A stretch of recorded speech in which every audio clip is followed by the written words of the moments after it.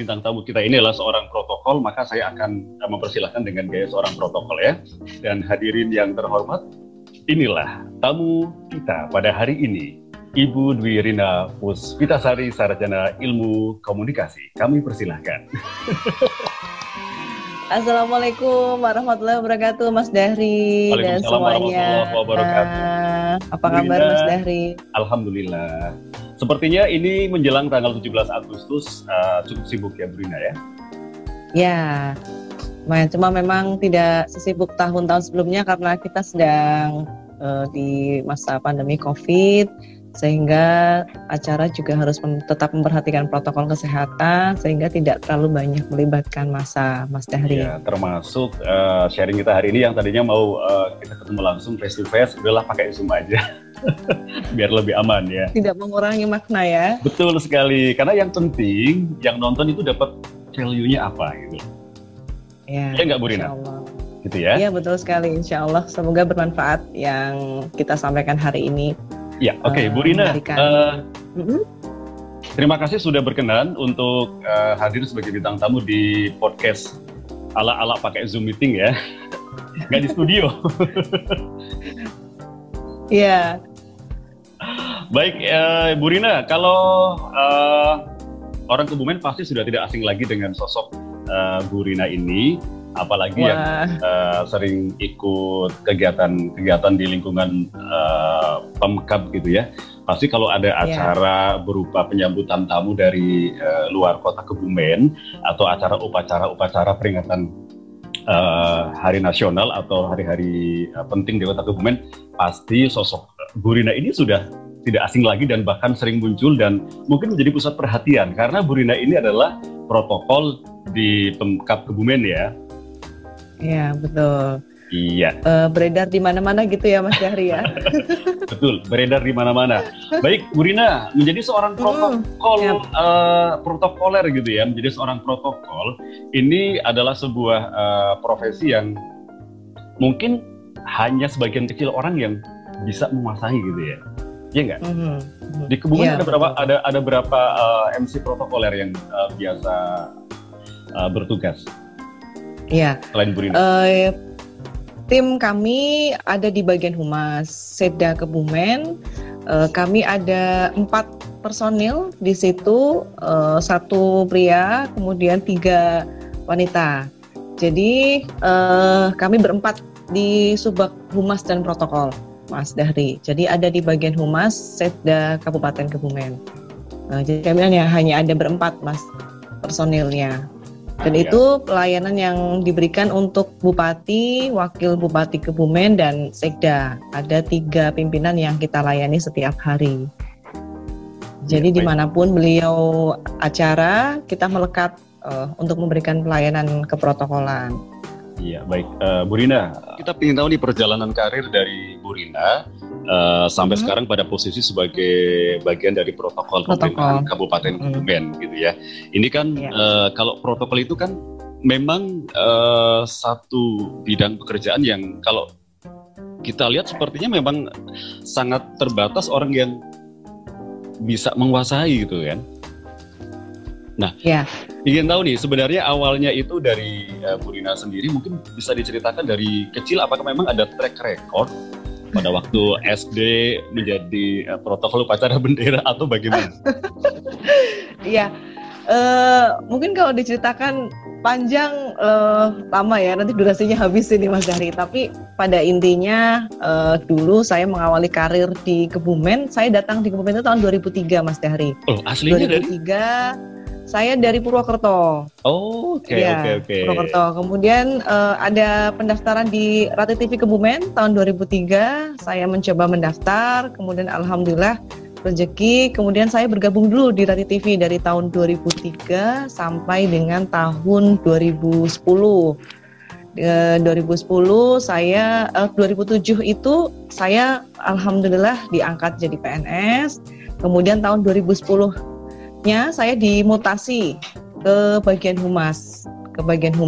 Di situ saya pelayanan media tugasnya. Kemudian di tahun 2010 akhir saya dimutasi lagi di bagian umum dan bergabung di protokol. Nah, sebenarnya memang ini adalah tugas dari pimpinan waktu itu, dan mungkin karena memang basic saya dari reporter, presenter, kemudian saya menjadi PNS dan akhirnya diberikan tugas khusus oleh pimpinan bergabung di protokol gitu Mas Dahri. Dan alhamdulillah sampai sekarang tahun 2020 sehingga tepat 10 tahun saya ini bertugas sebagai petugas protokol.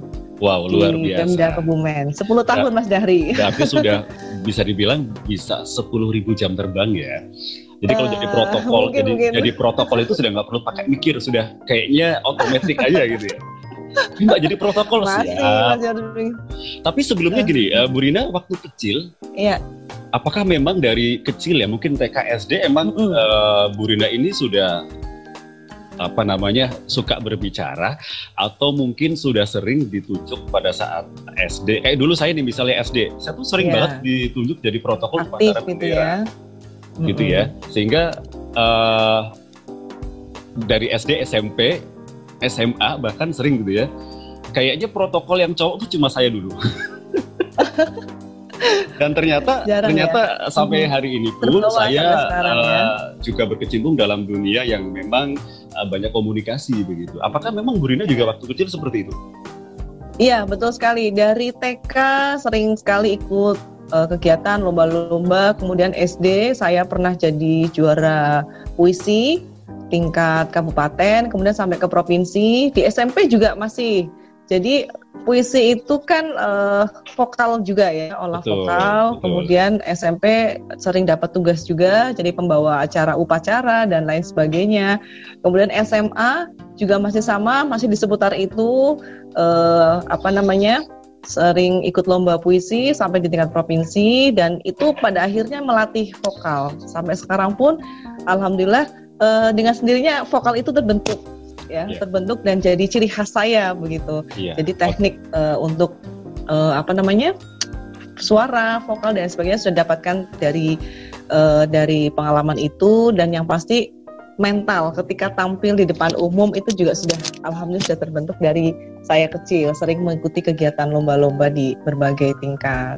Begitu Mas Dahri. Oke, Bu Rina, sorry nih, kalau orang yang suka berbicara di depan umum itu kan kebanyakan orang bilang bahwa itu orangnya harus ekstrovert. Introvert itu kayaknya susah. Nah, Mbak Rina sendiri sebenarnya tipe orang yang introvert atau ekstrovert? Menurut Mas Dahri bagaimana ya? Ini saya lebih suka kayaknya ambivert ya, antara extrovert dan introvert. Jadi sometimes kayaknya Bu Rina suka me time gitu loh. Suka me time.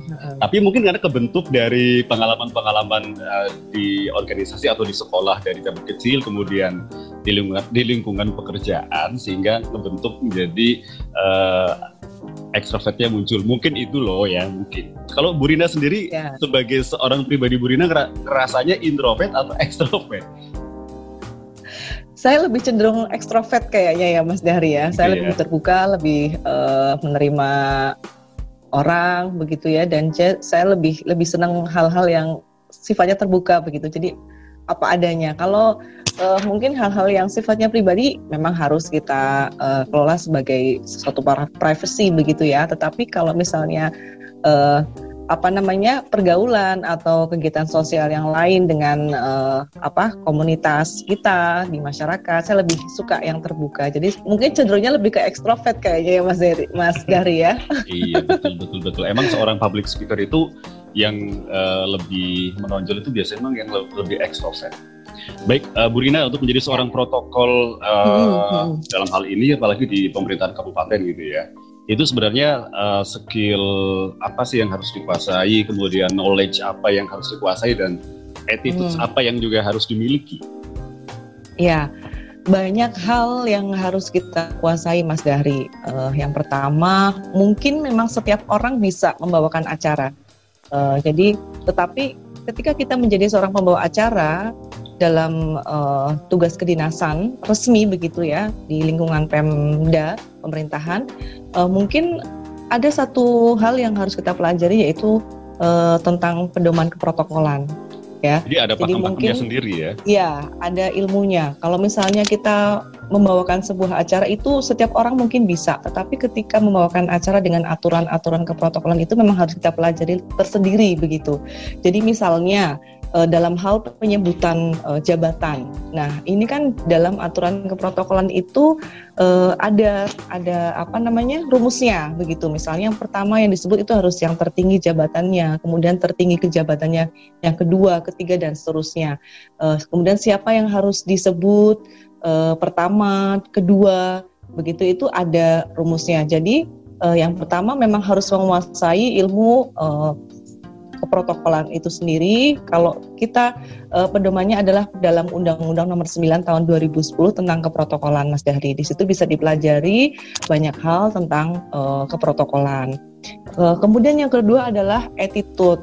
Jadi karena kita yang pelayanan pimpinan yang kita layani adalah pimpinan, maka sikap-sikap kita juga harus dijaga. Banyak hal-hal yang harus kita harus kita jaga, misalnya yang sifatnya lebih rahasia. Nah, ini juga kita harus bisa menjadi petugas protokol yang menjaga kewibawaan pimpinan begitu. Jadi hal-hal yang sifatnya pribadi, yang dari pimpinan yang kita layani itu juga harus tetap kita jaga begitu. Cukup berat ya, karena yang dilayani dua pihak ya. Dari pemerintahan kabupaten sendiri dan juga dari tamu yang hadir gitu kan. Betul, iya.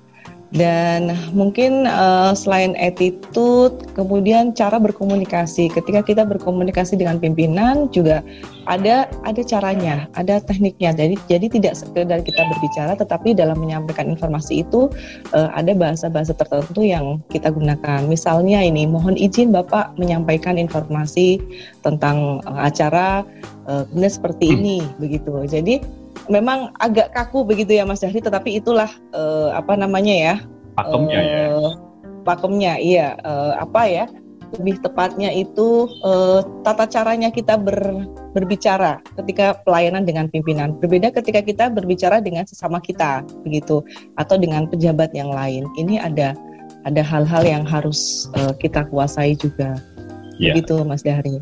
Mbak Rina ini kan juga selain seorang MC protokoler, juga sering di event-event yang memang di situ bisa dibilang fun MC ya. Menurut Mbak Rina, secara emosional, Mbak Rina merasa lebih enjoy di mana nih? Jadi protokoler atau fun MC? Semua ada seninya ya? Tersendiri, iya ada seninya, ada kesulitan. Ketika saya harus membawakan acara yang sifatnya resmi, saya style-nya resmi begitu ya. Tapi kalau acaranya santai, kemudian ada joke-joke tertentu, ada lelucon, itu jadi agak aneh begitu ya. Saya ada di tengah-tengah. Karena brandingnya Mbak Rina selama ini adalah protokoler ya. Jadi kalau resmi begitu ya, iya. Ketika mau ngelucu-ngelucu dikit aja tuh kayaknya kok takut gimana gitu ya. Berat ya, apalagi di depan pimpinan begitu ya, kayaknya agak berat gitu ya. Jadi memang saya lebih suka ke yang stylenya resmi. Kalaupun harus acara-acara hiburan, tetap style dalam batas-batas yang yang masih mungkin layak lah buat seorang protokoler ya. Iya, betul sekali. Karena kalau terlalu banyak joke-joke, kemudian yang acara-acara yang sifatnya hiburan, kemudian saya harus melucu begitu. Nanti ketika saya membawakan acara resmi juga terpengaruh juga mungkin ya. Karena brandingnya memang sudah sebagai MC protokoler gitu ya. Branding yang paling dominan. Iya betul. Jadi tetap ada batasan-batasan begitu Mas Dahri. Oke. Pengalaman Mbak Rina menjadi MC protokoler di Pemkab Kebumen pasti ada sukanya, ada dukanya, dan kayaknya kalau saya melihat lebih banyak sukanya ya. Pergi kemana-mana gitu kan, studi banding kemana gitu kan. Kalau saya melihat tuh di Instagramnya itu. Iya, bisa dilihat di Instagram saya Mas Dahri ya, Rina Sihotang. Oke, dukanya dulu deh, dukanya dulu ya. Aduh, ya. Kalau dukanya itu banyak sih kayaknya. Dukanya itu salah satunya adalah waktu bersama keluarga banyak hilang karena petugas protokol itu harus standby 24 jam Mas Dahri. Jadi ketika tiba-tiba tanggal merah kadang-kadang. Iya, Sabtu Minggu itu kita tetap standby, tetap bekerja. Bahkan kalau Sabtu Minggu itu biasanya agenda beliau pimpinan lumayan banyak begitu. Jadi itu mungkin satu waktu bersama dengan keluarga akan berkurang. Kemudian dukanya lagi mungkin capek ya, mungkin banyak pressure mungkin gitu ya. Banyak pressure karena dalam hal ini kita melayani pemerintahan, bukan pressure sebenarnya, tapi kayak semacam tanggung jawab yang sangat tinggi gitu ya. Iya. Karena memang kita menjaga citra dari pemerintahan. Pimpinan. Gitu ya. Citra dan kewibawaan pimpinan. Memang itu jadi tugas kami.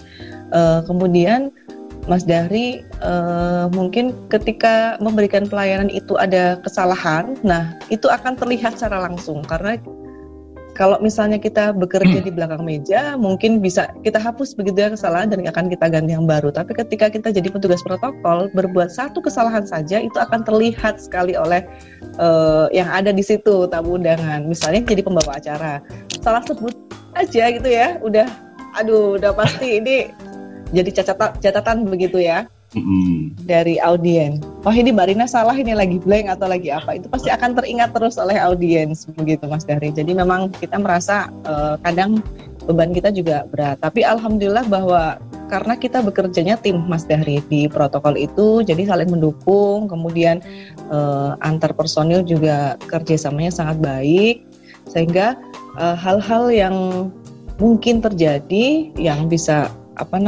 menjadi sebuah kesalahan yang fatal, alhamdulillah tidak sampai terjadi begitu ya, karena kita memang kerja sama tim yang baik di protokol. Iya, tadi dukanya, sekarang sukanya. Wah, sukanya ada berapa nih? Banyak juga ya. Sukanya, senangnya itu yaitu jalan-jalan begitu ya Mas Dahri, kita pekerjaannya jalan-jalan itu, Abidin ya, atas biaya dinas begitu ya. Jadi kalau bisa lihat di Instagram itu Mbak Rina tuh jalan-jalan terus ya. Memang pekerjaan kita ini dari desa ke desa begitu, dari kecamatan ke kecamatan, dimanapun wilayah Kabupaten Kebumen yang dihadiri oleh Bupati, pasti kita melekat di situ, sehingga pengalaman kita akan lebih banyak. Oh, desa ini karakteristiknya seperti ini, kemudian kecamatan di sini ada makanan khasnya ini begitu. Ini pengalaman yang membuat kita selalu bersemangat untuk menjalankan tugas, itu sukanya. Kemudian yang kedua, kita akan bertemu dengan banyak orang Mas Dahri. Jadi teman kita banyak, sahabat kita banyak dimanapun. Kemudian ketika kita mungkin membutuhkan sesuatu di dinas A begitu ya, kita akan dibantu karena kita punya teman yang banyak, punya kenalan yang banyak begitu. Misalnya kita datang ke kecamatan Ayah begitu yang terjauh dari Kebumen. Nah, ada teman-teman di kecamatan Ayah yang mengenal kita dengan baik, kemudian ketika kita minta sesuatu di sana akan dilayani juga dengan baik karena kita lebih dekat. Dan pasti memang meskipun di pemerintahan juga sudah ada standar pelayanannya ya, tetapi ketika kita mengenal mereka lebih dekat kan akan jauh berbeda begitu, akan dipercepat, Mbak lewat sini aja, atau mungkin saya bantu Mbak Rina gitu. Nah itulah sukanya jadi petugas protokol itu, kita akan punya teman atau jaringan yang luas begitu Mas Dahri. Ya. Oke, untuk protokol sendiri ada semacam organisasi nasional juga ya? Kalau organisasinya itu tidak ada Mas Dahri yang resmi, tetapi untuk Provinsi Jawa Tengah ini memang ada perhimpunan grupnya. Iya, ada grupnya yang di-handle, dikoordinasi langsung oleh protokol Provinsi Jawa Tengah. Ya. Oke, Mbak Rina, kalau untuk perkumpulan resminya itu tidak ada. First time Mbak Rina tampil menjadi seorang public speaker, ingat nggak kapan itu? Tampil menjadi seorang public First time ya? First time. Lupa juga ya Mas Dahri ya. Kalau yang pasti saya mulai tahun 2003 2003 itu saya sudah siaran, itulah pertama kali Mas Dahri. Kemudian untuk jadi public speaker-nya itu saya mulai tahun 2010 saya sudah belajar dan juga mulai sharing tentang public speaking. Ya, kalau dari keluarga sendiri, dari keluarga Mbak Rina, apakah memang ada keluarga yang mempunyai passion yang sama? Mungkin dari ibu, dari ayah, atau dari saudara yang kemudian mensupport Mbak Rina untuk ayo terjun dalam dunia ilmu komunikasi? Gak ada Mas Dahri. Ini kayaknya Tidak sendiri ya? Tidak sendiri Mbak Rina. Tersesat mungkin ya Mas Dahri ya. Tersesat di jalan yang benar. Iya, nggak ada keluarga, tidak ada, tetapi full support buat saya ketika dulu mungkin saat sekolah saya mengikuti lomba-lomba, orang tua selalu mendukung. Kemudian sekarang saya mungkin sudah punya keluarga, dari suami dan anak-anak juga full support sih. Apapun yang sifatnya mendorong saya, membantu saya untuk bisa mengembangkan karir, mereka akan selalu support saya.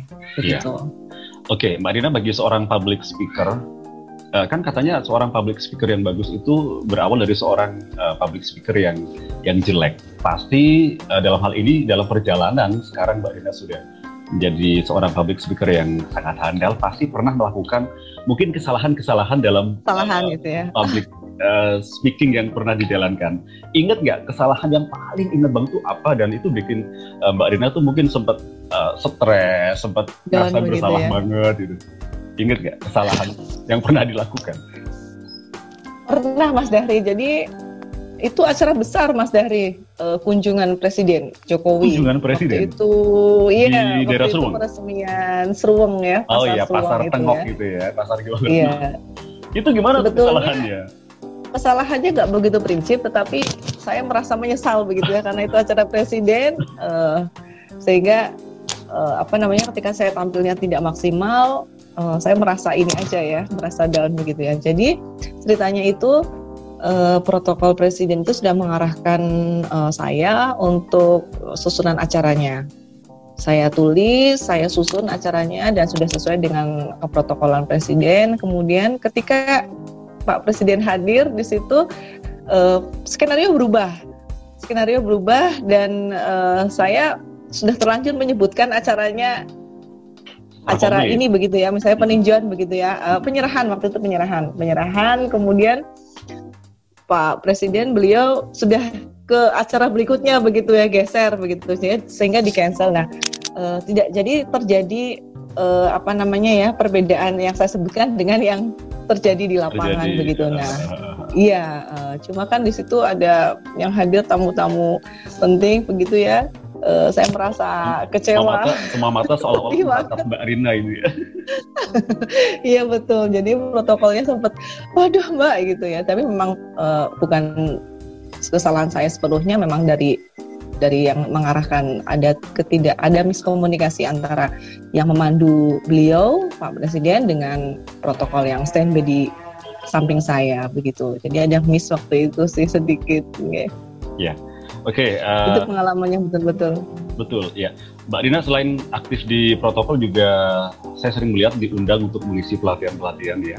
Pelatihan di mana saja yang pernah diisi oleh Mbak Rina?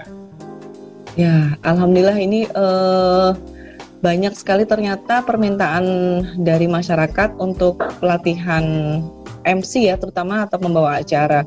Dari PKK, kemudian dari Aisyah, dari organisasi kewanitaan yang lain begitu.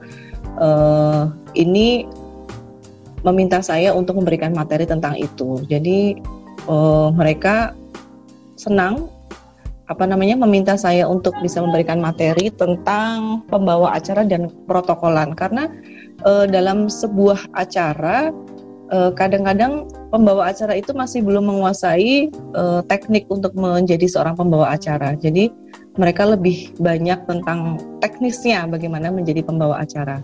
Lebih banyak ke organisasi wanita Mas Dahri. Jadi kayak PKK, kemudian dari Aisyah, dari dari NU ya waktu itu, dan dari mahasiswa juga ada yang pernah meminta saya untuk jadi pembicara. Ya, oke. Baik, Bu Rina ini kan sudah berkeluarga dan memiliki 3 putra ya? Iya, betul. Oke, ada nggak di antara putra-putri Bu Rina yang sepertinya mewarisi bakat Bu Rina? Belum ada ini kayaknya Mas Dari. Belum ada. Belum ada, jadi Belum yang ada. Laki-laki lebih senang olahraga dan musik. Yang kedua ini kayaknya belum kelihatan ada bakat seperti saya. Di bidang public speaking seperti ini kayaknya belum ada, Mas Dari. Kalau dari putra-putri Bu Rina sendiri ketika melihat Bu Rina perform itu suka komentar nggak? Misalnya di televisi ada Bu Rina sedang perform, itu suka komentarin nggak? Itu mama gini. Iya, pasti. Mama kurang ini, mama ini begitu. Ya, pasti mereka jadi banyak memberikan masukan ke saya. Iya, betul. Di podcast saya untuk kali ini, mudah-mudahan apa yang sudah di-sharingkan bisa menjadi satu ilmu baru buat yang sedang menyaksikan bahwa dunia protokoler itu berbeda sekali dengan dunia MC pada umumnya gitu ya. Karena ada pakem-pakem tertentu yang memang itu sudah diatur dalam undang-undang gitu ya. Iya. Ya, terima kasih Mas Dahri, kesempatan yang diberikan ke saya luar biasa siang hari ini, dan mudah-mudahan bisa memberikan manfaat untuk Mas Dahri dan teman-teman yang lain. Mungkin masih banyak yang bisa diceritakan ya sebetulnya pengalaman menjadi protokol, karena mungkin waktunya sehari nggak bakal cukup ya untuk menceritakan sehari-hari tugas di protokol. Dan yang pasti Mas Dahri, bahwa satu hal yang saya pelajari bahwa tugas dimanapun itu harus kita jalankan dengan sebaik-baiknya. Misalnya saya masih diberi kepercayaan di protokol ini adalah sebuah kebanggaan yang luar biasa buat saya. Kebanggaan karena tidak setiap orang bisa diberi kepercayaan untuk bisa menjadi petugas protokol. Tidak mudah memang, tetapi ketika kita sudah diberi sebuah kepercayaan oleh pimpinan, maka kita harus melaksanakannya dengan sebaik-baiknya dan penuh dengan rasa tanggung jawab. Dan yang pasti saya berharap bahwa mungkin yang muda-muda di sana jangan pernah lelah untuk belajar, karena dalam hal apapun, dimanapun kita berada, banyak hal yang bisa kita pelajari, dan itu akan menjadi hal-hal yang bisa bermanfaat untuk kita secara pribadi dan juga orang lain. Nah, ketika kita bisa memberikan manfaat bagi orang lain, maka ada rasa bahagia begitu ya, ada rasa yang sangat luar biasa yang dirasakan, kenikmatannya kita bisa sharing tentang sesuatu kepada orang lain, dan itu akan menjadi motivasi tersendiri, dan yang pasti kita bangga bisa bermanfaat untuk orang lain. Itulah Mas Dahri. Ya, oke. Bu Rina, terima kasih sekali untuk waktunya dan sukses selalu untuk tugas Bu Rina dan juga teman-teman di protokol Humas Pemkab Kebumen. Nanti kalau ada waktu kita bisa sharing lagi lewat podcast di channel saya ya. Iya. Dan Mas Dahri, mungkin mohon maaf kalau ada sesuatu yang saya sampaikan tadi, mungkin ada hal-hal yang kurang berkenan atau yang lain. Dan sekali lagi terima kasih Mas Dahri, sukses buat kita semuanya, dan tentu tetap semangat di tengah pandemi COVID-19 ini. Semoga kita selalu mendapat kesehatan dari Allah SWT untuk menjalankan tugas kita sehari-hari. Iya, baik.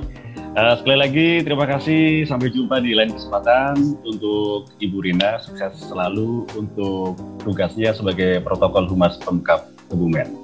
Kita akhiri ya. Assalamualaikum warahmatullahi wabarakatuh. Waalaikumsalam warahmatullahi wabarakatuh. Terima kasih semuanya.